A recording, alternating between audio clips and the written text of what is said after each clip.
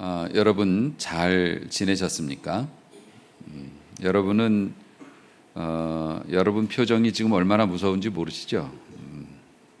저도 제가 설교한 게 이게 유튜브에 올라가니까 가끔 제 영상을 이렇게 보게 되지 않습니까? 보면은 처음에 설교 시작할 때 표정이 되게 비호감이더라고요. 제 얼굴이. 아무것도 아닌 그 상황인데 왜 이렇게 무게를 잡는지 몰라. 뭔 얘기를 얼마나 잘하려고. 그래서 약간 웃으려고 이렇게 하는데 이상하게 보지 마시고, 저도 노력하는 중이니까 여러분들도 조금 이렇게 가만히 있으면 다 무서워 보여요, 사람은. 그러니까 편안한 마음으로 오늘 말씀 은혜 받으시기를 바랍니다. 오늘 이 내용은 예전에 최근에 한번 다뤘던 내용이기는 한데요. 오늘은 조금 각도를 바꾸어서 말씀을 보려고 합니다. 오늘의 내용은 이렇습니다. 부자 관원이 예수님을 찾아왔다. 부자 관원하고 예수님하고는 상극이에요.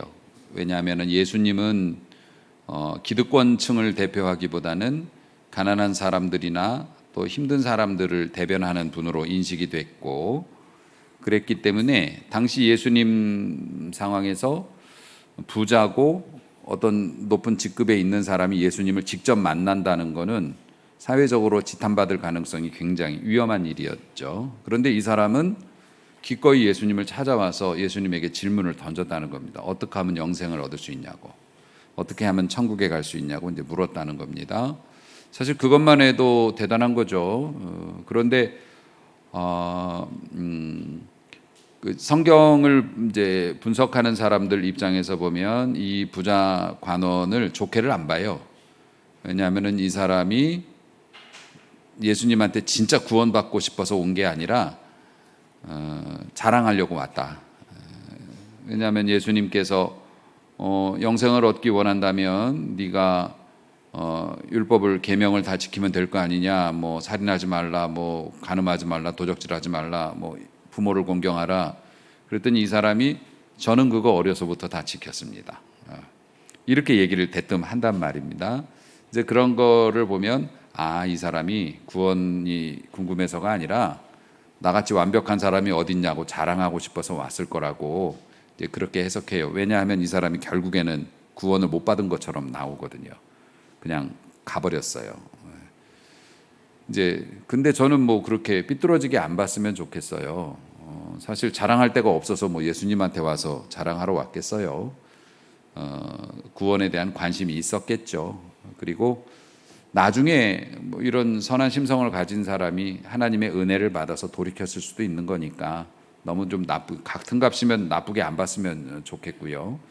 어쨌든 이 사람이 이렇게 질문을 던졌는데 예수님은 계명을 다 지켰다고, 어려서부터 그것도 지켰다고 자신만만하게 얘기하니까 예수님이 이제 그 다음 얘기를 하죠. 진짜 네가 구원을 원한다면 너의 가진 것을 모두 팔아 가난한 자들에게 나눠주고 나를 따르라고 이제 말씀을 하신 겁니다. 그러니까 이 사람이 되게 힘들어 했대요. 왜냐하면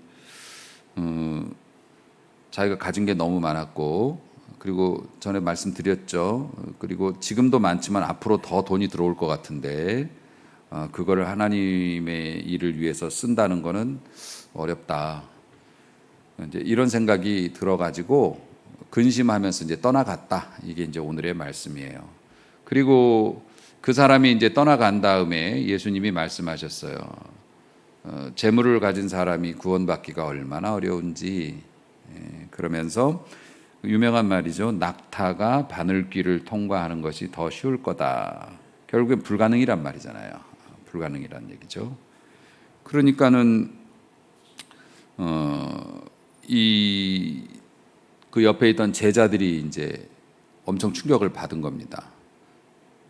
왜 충격을 받았냐면 저 사람도 천국을 못 가면 그럼 우린 뭐예요? 이렇게 된 거예요. 그러니까 제자들이 물어보죠. 그럼 도대체 어떻게 해야 하나님의 나라에 갈 수 있는 거냐고. 그때 우리 주님이 말씀하셔요. 사람으로는 할 수 없지만 하나님은 하실 수 있다. 이런 말씀을 이제 주십니다. 자, 이 말씀을 좀 분석을 해보면 예수님께서 그 부자 관원에게 네 재산을 팔아서 가난한 사람에게 나눠주라라고 말씀하신 것이 즉각 가가지고서 재산 정리해서 사회에 다 기부하라 말씀하신 것이냐? 사실 그거는 아니에요. 그럼 낙타가 바늘길을 통과한다는 그 말씀도 이제 이유가 있습니다. 뭐 어딘지 제가 정확히 기억은 못하지만 옛날에 어느 성벽에 그 바늘길이라고 하는 문이 있었대요. 문이. 그 문은 좁아서 낙타를 타고는 들어갈 수가 없는 거예요. 낙타를 타고는 통과가 안 돼. 거기를 들어가려면 어떻게 합니까? 낙타에서 내려서 몸을 숙이고 지나가야 지나갈 수 있는 거예요. 그러니까 천국에 가기를 원하는 자는 재물을 의지하고 재물을 함께 가지고 천국 문을 들어갈 수가 없다. 천국에 합당한 백성이 되려면 낙타에서 내릴 줄도 알아야 한다. 예수님은 그 말씀을 하신 거예요. 우리 기독교는 청지기론을 가지고 있어요. 청지기는 관리자입니다. 그래서 주인은 따로 있는데 우리한테 맡겨주시는 거죠. 이게 물질이 대표적인 거고요. 그래서 물질의 주인은 하나님이신데 우리가 그거를 이렇게 집행할 수 있도록 우리에게 권한을 주신 거예요. 그게 이제 물질을 많이 가진 사람들이고, 또 중요한 것인데 우리 자녀들 우리가 우리 속으로 낳았다고 하지만은 사실 그 자녀들은 개별적인 독립적인 인격체이고 사람이잖아요. 그래서 성경적인 개념으로 보면 자식들은 우리에게 하나님이 주신 선물일 뿐만 아니라 손님이에요. 내 인생에 들어온 손님이라고요. 그래서 귀하게 대접하고 존중하고 그 다음에 잘 섬겨서 이 자녀들이 성장해서 가정을 이루고 뭐 이렇게 좋은 사람으로 커가는 거, 이걸 보면서 내 인생의 의미를 찾게 되는 그런 거죠. 그러니까는 자식은 부모의 소유가 아니고 하나님이 우리에게 맡겨주시고 관리하라고 맡겨주신 귀한 선물인 거죠. 이제 그런 개념이 있단 말입니다. 그런데 우리가 이 물질을 얻게 되면 어떻게 됩니까? 사실 물질이 세상에 제일 중요한 건 아니다라고 얘기하지만, 물질이 모든 행복을 줄 수 없다라고 얘기하지만, 물질을 가지고도 행복을 누릴 수 없다면 네가 가진 물질이 부족한 건 아닌지 한번 생각해 보라는 얘기가 공감을 얻을 정도로 물질은 우리 인간 세상에서 진짜 중요한 역할을 합니다. 그래서 그 물질에 대한 매력을 사람들이 느끼고 이게 마성이 있어가지고 이 물질의 유혹에서 떨어져 나오기가 힘들어요. 신앙생활 하는 사람도 교회 신앙생활 소홀히 하는 두 가지가 물질이 너무 없을 때하고 물질이 너무 많을 때. 그러면 물질이 많은 건 놀러 다니고 바쁘고 사업상 일이 많으니까 못 나오고, 물질이 너무 없으면 그냥 못 나오고 그래요. 물질이 그만큼 신앙인들에게 있어도 되게 중요해요. 우리 사람이기 때문에, 또 사회적인 이제 관계가 있기 때문에 물질이 너무너무 중요하죠. 중요한 건 아는데 사람이 그 물질에서 벗어나오기가 힘들어요. 여러분 끈끈이로 쥐 잡는 거 아시지요? 그 끈끈이, 요즘에 아파트에서는 쥐 잡을 일이 없지만 우리 교회 1층에 있을 때 저희 사택이 바닥에 있었기 때문에 쥐가 냉장고 뒤에 막 들어있고 그래요. 이제 그러면 이제 잡아야 되지 않습니까? 그래서 끈끈이를 펼쳐서 쥐를 이제 잡으려고 놓습니다. 잘 안 잡히지만 또 잡히는 쥐도 있어요. 보면 쥐가 지나가다가 발 하나를 거기다 얹었습니다. 뭐지? 땡기니까 안 떨어져요. 그러니까 어떻게 돼요? 이거를 떼기 위해서 다른 발을 거기다 갖다 댑니다. 그러면은 두 개 다 안 떨어져요. 그러면은 그냥 있을 수 없으니까 이 그 발이냐 손이냐 어쨌든 그거를 띄려고 대가리를 갖다가 이렇게 대고 이렇게 하다가 이제 머리까지 붙어가지고 막 나중에 몸부림치다가 이제 못 빠져나오죠. 이제 쥐가 이제 잡히면은 퍼더덕거리면 제가 보고서 유상훈 목사님한테 저 쥐 좀 갖다 버리라고, 그럼 목사님이 와서 이렇게 접어가지고 들고 갑니다. 그럼 제가 뒤에서 한번 밟고 버려요. 이렇게 얘기를 또 해주죠. 쥐가 힘드니까. 이제 물질이 딱 그런 거라는 거죠. 이 물질의 마성이라는 게 사람의 능력으로는 이걸 떨치기가 어려운 거예요. 그래서 이 물질의 덫에 걸려서 그걸 떨치려고 뭘 하다가 또 말려 들어가고 또 말려 들어가서 결국에는 못 벗어나게 되는 거죠. 굉장히 어렵습니다. 여러분, 어떤 물려받았던, 노력해서 벌었던 여러분이 수십억 자산가인데 어느 날 갑자기 그 모든 것을 내려놓고 주의 일만 하고 그렇게 하라 그러면 여러분 되겠냐고요. 대형 교회 목사님들도 그걸 못 벗어나가지고 미련 갖고 자식한테 물려주고 그러다가 하나님 영광 크게 가리고 일평생 순수한 마음으로 목회했던 모든 게 날아가고 그러지 않습니까?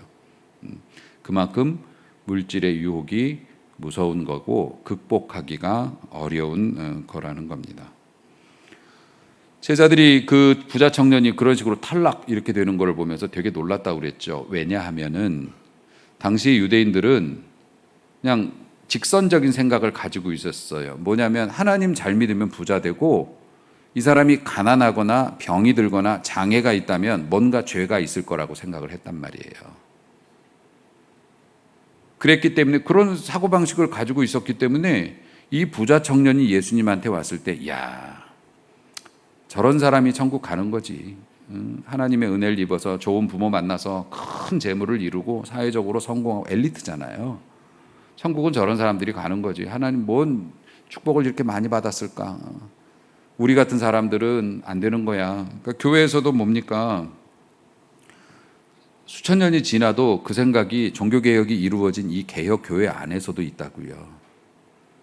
부자 되고 여러분이 갑자기 떼돈을 벌고 그러면 하나님이 주신 걸까요? 예, 맞죠. 모든 재물도 하나님이 관리하시는 거니까.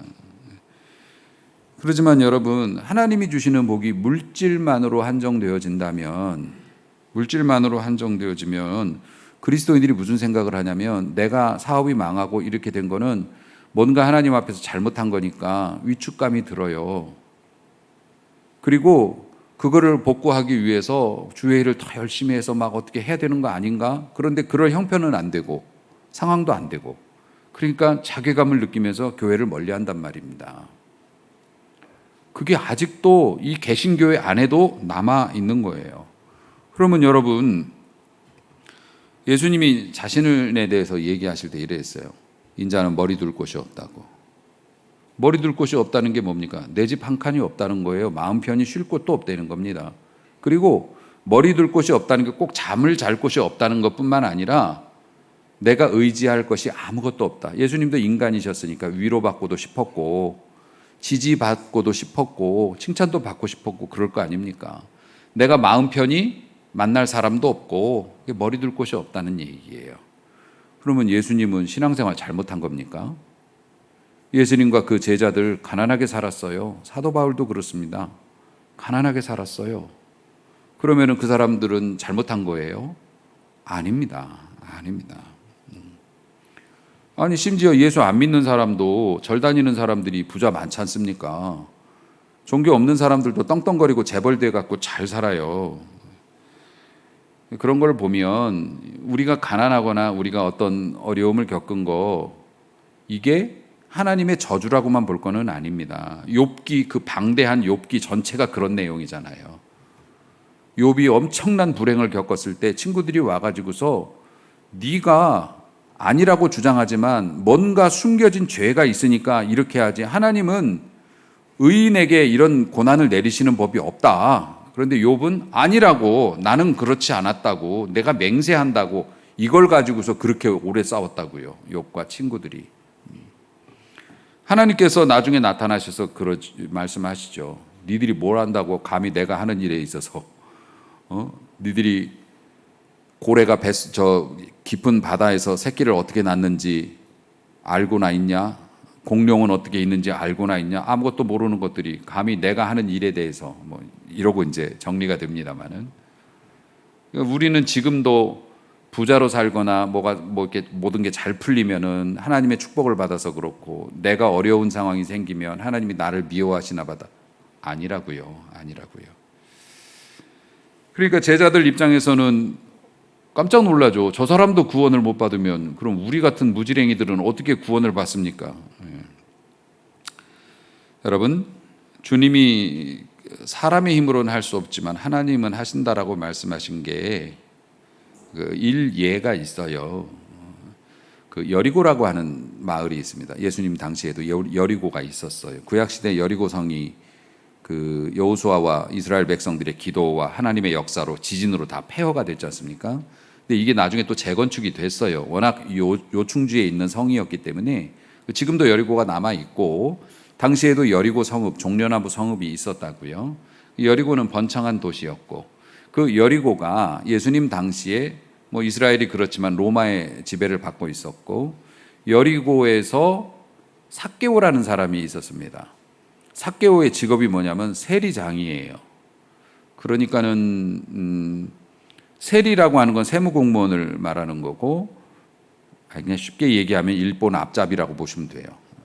로마의 그 명을 받잡아서 자기네 국민들에게 이런저런 목적의 세금을 걷어가지고 그걸 납부하는 사람이에요. 세무공무원인데 부역자죠. 로마의 편에 서서. 그러면서 이 사람들이 어떤 사람들이 하냐면 그런 부역을 하면 동네에서 왕따 되지 않습니까? 저놈은 그래서 창기하고 세리는 법정에서 증언도 못했어요. 저런 인성을 가진 놈들의 말을 믿을 수 없다. 그래서 증언으로도 안 세워줬다. 사람 대접을 안 해줬다는 얘기입니다. 그러니까 이 사람들은 뭡니까? 어차피 내가 이렇게 욕을 바가지로 먹을 바에는 돈이나 마음껏 벌자. 그래서 막 착취하는 거예요. 100원만 바치면 되는데 500원 걷어다가 400원 자기 먹고 100원 바치는 거예요. 로마 관리들도 그걸 알아요. 알지만 묵인해줘요. 왜냐하면 그렇게 안 하면은 할 사람이 없으니까요. 그러니까 이 사람들은 인생의 모토가 뭡니까? 돈이면 다다 이거예요. 그런데 세리장이라고 하지 않습니까? 팀장이에요, 그것도. 그러니까는 뭐 거의 인생 바닥으로 간 사람이죠. 그런데 그 사람이 예수님을 만납니다. 예수님이 어떤 분인지 보고 싶어가지고, 근데 이 사람이 또 키도 작았나 봐요. 그래서 사람들이 인파에 몰려서 안 보이니까 뽕나무 위에 올라갔다가 예수님께서 그의 영혼을 알아보시고 그에게로 오셔서 너네 집에서 오늘 좀 하루 묵어야 되겠다 이렇게 말씀하시니까 이 사람이 기분이 좋아가지고 예수님을 막 모셔드리고 예수님과 대화를 나누다 은혜를 받았어요. 은혜를 받으니까 이 사람이 뭐라고 얘기를 하냐면은 내 재산의 절반을 내가 바치겠습니다.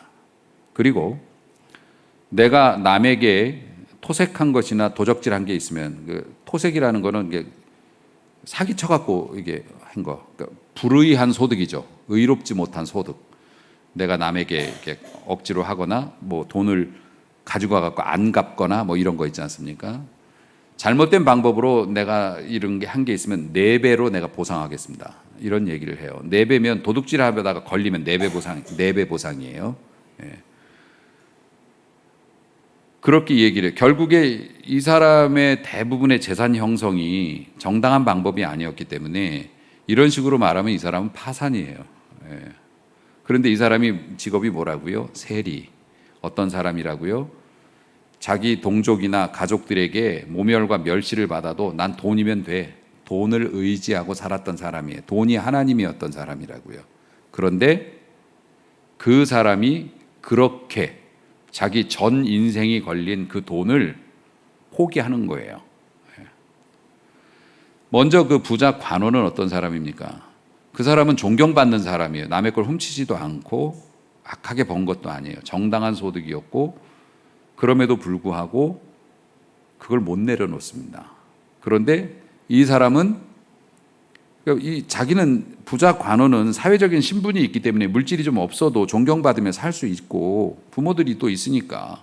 근데 이 사람은 뭡니까? 세리는 돈 떨어지면 아무것도 아닌 거예요. 사람들이 욕해도 돈으로 입막음을 했지만 그 돈 없어지면 자기는 뭐가 될지도 몰라요. 그런데 그 즉시 그는 얘기해요. 내 재산의 절반을 가난한 자들에게 나눠주고 내가 잘못해서 번 돈이 있으면 4배로 배상하겠노라고. 사람은 할 수 없어요. 하나님은 하십니다. 이게 은혜의 원리라고 하는 겁니다. 자, 사랑하는 성도 여러분, 우리가 물질에 한번 얽매이게 되면 근심과 걱정이에요. 그래서 여러분 주식 같은 거 하시는 분들은 그렇잖아요. 아침에 일어나면 뭐 하겠어요? 내 주식이 어떻게 됐나 보는 거 아니겠습니까? 보면서 떨어졌네, 큰일 났네, 얼마 손해 봤네 이러면서 노심초사하고 하루 종일 기분도 안 좋고 그 다음날 보니까 또 떨어졌어요. 병 나겠다. 아니 안 해봤어도 그냥 짐작이 가요. 그리고 좀 올랐어요. 좀 오르면 왠지 기분이 또 좋구만. 이래가지고 그 숫자가 오르락 내리락 하는 것에 내 삶이 흔들흔들 하는 겁니다. 교회에서 뭐 좀 이렇게 하려고 하면 요즘 주식도 떨어져 가지고서 속도 상한데 뭘 하냐 이런 생각 들고 밤에 잠이 잘 안 오고 그렇게 돼요. 그래서 하나님께서 이미 자기가 살만한데도 그 맡겨주신 물질을 선한 데 사용해 볼 용기도 없고 그냥 한 달란트 받은 사람처럼 땅에다 묻어둬요. 내가 당장 안 쓰더라도 그냥 땅에다 묻어둬요. 그리고 있는 것으로 위로를 받으려고 해요. 그러면 부끄러운 일이 되는 거죠. 나중에 그 물질이 자기를 지켜줄 줄 알았지만 사실 우리 인간사를 보면 그 사람이 그렇게 부자가 아니었더라면 더 오래 살 수도 있었을 텐데 그런 것도 많습니다. 그런데 여리고의 그 세리장 삭개오는 그의 삶이 완전히 뒤집어지죠. 사실 예수님께서 삭개오를 만났을 때 그의 재물을 꾸짖지 않으세요. 제가 금요일도 그런 말씀 드렸는데 가만히 생각을 해보면 구약시대 족장들 있지 않습니까? 아브라함, 그러니까 믿음의 사람들, 뭐 야곱, 요셉, 또 뭐 모세 같은 경우에도 그렇고 이 사람들 다 부자였어요. 대단한 부자였습니다. 그런데 하나님께서 이 사람들이 잘한 것만 있는 게 아니라 잘못한 것도 있지 않습니까? 그럼 막 야단을 맞을 때도 있어요. 너 인생 그렇게 살지 말라고 하나님께서 막 야단을 치실 때도 있는데 그래도 너는 너무나 많은 돈을 가졌어. 못 써. 이렇게 말씀하신 적이 없다는 거 여러분 아세요? 이방의 나라들이나 불의한 자들에 대해서 너희들은 그 재물로 인해서 너희들이 죽을 것이다. 이런 막 경고도 하셨지만 이 믿음을 가지고 살아가는 이 족장들이 큰 부자였음에도 불구하고 요즘 말하면 아브라함은 거의 재벌 수준이에요. 그렇게 큰 부자였음에도 불구하고 하나님께서 재물을 가지고 그들을 핍박하신 적이 없습니다. 왜냐하면은 이 사람들은 믿음으로 이렇게 머리 구조가 작동이 되기 때문에 자신들이 많은 물질이 있으면 공평하게 쓴 거예요. 관리자로서 필요한 곳에 직원들 임금 원망 안 나오게 잘 주고 이득이 있으면 챙기고 돈이 될 만한 사업이 있으면 하는데 보니까 하나님이 기뻐하시지 않는 사업이야. 그러면 돈 대도 안 해. 이런 식으로 재산을 축적하니까 너 돈 왜 이렇게 많이 가지고 있어? 이거 가지고 야단치신 적이 없어요. 재물을 많이 가진 게 죄가 아니라는 거죠. 여러분 너무 은혜 받는다. 재물을 많이 가져서 죄가 아니라 그거를 어떻게 활용하는 거에 따라서 사람이 이게 달라지는 거기 때문에 믿음의 족장들이 그 많은 재물을 소유하고 있어도 재물 때문에 야단 맞은 적이 없다니까요. 돈 많이 가지면 하나님께서 쟤는 너무 세속적이야. 아니 그거 아닙니다. 오히려 내가 근근히 살아가면서도 근근히 살아가면 하나님께서 너는 1,000원만 헌금해라 이러실 수 있어요. 부자로 살아가면 10,000원을 헌금해라 하실 수도 있고 10만 원을 헌금하라 하실 수도 있습니다. 그런데 근근하게 살아가는 사람은 무조건 하나님 사랑받고 뭐 다 용서받고 그렇습니까? 아니요. 하나님께서는 상대평가가 아니에요. 절대평가라고요. 너는 나에게 있어서 너에게 있어서 나는 무엇이냐? 너는 근근하게 살아가기 때문에 11조도 못하고 감사헌금도 제대로 못한다. 하지만 그것을 당연시 여기는 건 아니지 않냐. 하나님이 그렇게 보실 수 있는 거 아니겠습니까? 여러분 물질이 큰 사람만 물질의 시험에 걸리는 게 아니죠. 물질이 없는 사람도 물질의 시험에 걸립니다. 하지만 하나님은 자비로우셔서 저 사람 이만큼 했으니까 너도 이만큼 해 그러는 거 아니에요. 물질과 구원은 물질이 구원을 가로막을 수는 있죠. 하지만 물질이 많다고 구원 못 받는다? 그것도 아니라는 거고. 자, 오늘의 말씀의 결론입니다. 사람은 할 수 없는데 하나님은 하실 수 있다. 여러분 세리장 삭개오를 누가 변화시킬 수 있겠습니까? 어떤 위대한 현자가 와서 깨달음을 준들 이 사람이 이게 변하겠냐고요. 고집이 센 아버지를 혹은 부모보다 지가 더 똑똑하다고 여기면서 세상 길로만 나아가는 머리 큰 자식들을 누가 감당할 수 있겠습니까? 부모는 할 수 없지만 하나님은 하십니다. 여러분의 경제가 기울어가고 앞으로의 소망도 별로 없고 혹은 여러분의 건강이 나빠져서 현대의학으로 안 된다고 하고 내 인생 끝난 것 같고 불행하다 이렇게 생각이 되지만 그때 여러분 이 말씀이 여러분에게 기억되길 원해요. 사람은 할 수 없지만 하나님은 하실 수 있다. 사람은 자꾸 잊어버려요.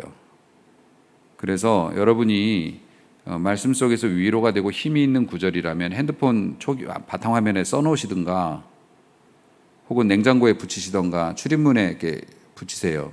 A4로 딱 해가지고 자석으로 붙여놨다가 매주 갈아도 되고 그래서 하나님께서 이스라엘 백성들에게 하나님의 말씀을 머리에다가도 붙이고 여기다 감으라 그랬잖아요. 가죽으로 된 얇은 띠에다가 성경 말씀을 막 적어요. 하나님의 말씀을. 그래서 여기다 감고 다녀요. 보라고. 잊어버리지 말고 보라고. 머리에 넣고 다녀요. 휴대해서 보라고. 어떤 부부가 밥을 먹는데 핸드폰만 보면서 밥을 먹는 거예요. 둘이 먹는데 서로 대화도 안 하고 얼굴도 안 보고 핸드폰만 보면서 서로 밥을 먹어요. 그게 좋아요? 안 좋으니까 부부가 서로 의논을 했대요. 우리 밥 먹을 때는 얼굴 좀 보면서 밥을 먹자고. 그래서 어떻게 할게요?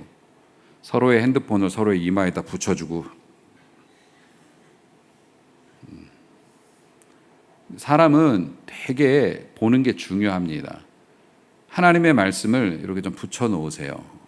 여러분들도 아마 연초에 받은 말씀은 냉장고에 붙여 놓으시죠? 저희 집도 그렇게 해놓고 이렇게 들여다보면서 위로를 받습니다만은 하나님의 말씀을 기억하세요. 그래서 사람은 할 수 없지만 하나님은 하실 수 있다. 그러면 어떻게 되는 줄 제가 알려드릴게요. 자, 성경적인 그 가치관에서 보면 인생이 만약에 자동차라고 비유하면 엔진에 힘이 있어야 차가 가는 거 아니겠습니까? 운전석에는 내가 앉아 있어요.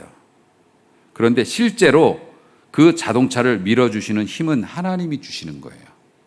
내가 똑똑해서 내 힘으로 한다고 생각하죠? 아니요. 하나님이 막으시면 진짜 어이없게 박살납니다.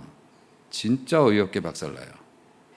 그러면은 하나님이 밀어주시는데 가령 이런 거 있습니다. 여러분이 핸들을 잡고 있는데 핸들이 왼쪽으로 막 완전히 꺾여 있는 상태로 잡고 있어요. 그리고 시동 걸고 출발하면 어떻게 됩니까? 차가 왼쪽으로 가겠죠. 거기 절벽인데. 그러면 여러분들 밀어주시겠어요? 안 밀어주시겠어요? 안 밀어주죠. 내 사랑하는 자식인데. 내 자식이 왼쪽으로 핸들을 꺾고 왼쪽은 절벽인데 아빠 밀어주세요 하면 밀어주겠냐고요. 핸들 똑바로 펴라. 좋은 길로 핸들 똑바로 잡아라. 불신자들은 우리가 엔진이라고 생각해요. 그래서 내 힘으로 이렇게 하되 내 힘으로 안 되면 인생 없는 거예요. 그러니까 자살하는 거예요. 그런데 하나님의 사람들은 핸들을 꺾는 거는 내가 하는 일이고 하나님이 내 인생 밀어주신다고 생각을 하는 사람들이에요. 그래서 우리가 믿음으로 결단을 하는 게 중요하다는 게 내가 좋은 마음을 가지고 하나님이 도와주시면 나 이렇게 하겠습니다. 이렇게 약속하면서 내 삶을 핸들로 바꿔요. 그럼 하나님께서 보시고 밀어줘도 되겠다 하면 밀어주신다는 거죠. 요겁니다. 하나님이 하신다고요. 사람의 힘으로 가는 게 아니라고요.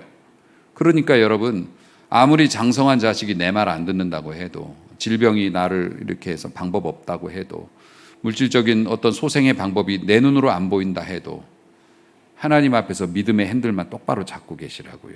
방향 맞으면 밀어주신다. 믿으시기를 바랍니다. 어차피 사람은 죽어요. 언젠간 죽죠. 하지만 죽는다고 끝이 아니란 말입니다. 그리고 이 땅에 살아가는 동안에 우리가 해야 될 일이 죽기 직전까지, 죽기 전날까지도 해야 되는 일이 있단 말이에요. 그 일을 잘 감당하기 위해서 우린 쓰임 받아야 하고, 여러분이 하나님의 손에 붙잡혀 쓰임 받을 때 여러분은 가장 강한 사람이 되고 가장 행복한 사람이 된다. 그러므로 사랑하는 성도 여러분, 사람이 살고 죽는 건 하나님이 하시는 일입니다. 여러분 믿음으로 올바른 핸들을 잡고 오늘도 말씀을 듣고 내 삶의 방향을 이렇게 살아보겠노라고 결단하고 도와달라고 기도하세요. 불가능한 일이 가능하게 되어지며 없던 희망이 새롭게 생겨나고 여러분의 삶이 변화됨으로 말미암아 하나님께 영광을 돌리고 여러분들도 평안한 삶을 살게 될 줄로 믿으시기를 바랍니다. 사랑하는 성도 여러분, 주님을 만났어요. 부자 관원도 만났고 삭개오도 만났어요. 그런데 만나기까지 하고 구원을 못 받았다면 얼마나 억울하고 절통한 일입니까? 여러분이 바로 그런 사람입니다. 지금 주님 앞에 여러분들이 계신 거겠죠. 주님이 여러분에게 주시는 메시지는 굉장히 다양할 겁니다. 어떤 분에게는 너 물질 생활 똑바로 해라 이러실 수도 있고, 혹은 너는 기도를 좀 더 필요하겠다, 너는 예배 생활을 올바로 해야 되겠다, 지금 너에게 그게 필요해, 이렇게 감동을 주신단 말이죠. 안 주시는 감동은 여러분 책임이 아닙니다. 모르는 걸 어떻게 해요. 하지만 하나님이 주시는 감동과 찔림이 있으면 여러분의 삶을 수정하세요. 하나님께서 밀어주시고 사람이 할 수 없는 일을 가능케 해주시는 하나님을 만나게 될 줄로 믿으시기를 바랍니다. 이 믿음을 가지고 순종하여 하나님이 주시는 평안한 삶, 풍성한 삶, 행복한 삶, 두렵지 않는 삶을 소유하시고 되찾으시기를 주님의 이름으로 축복합니다. 기도합니다.